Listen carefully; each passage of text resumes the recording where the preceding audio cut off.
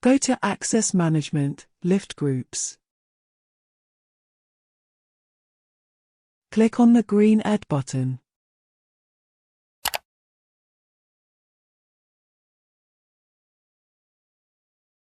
Fill out the description.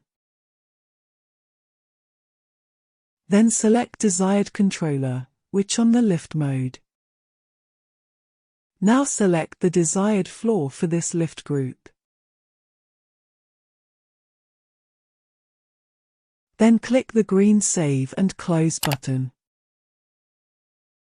Now go to Users.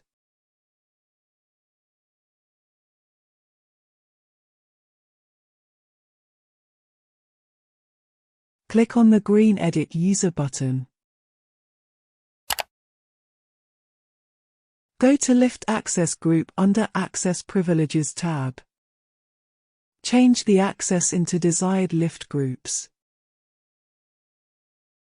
Then click the green Save and Close button.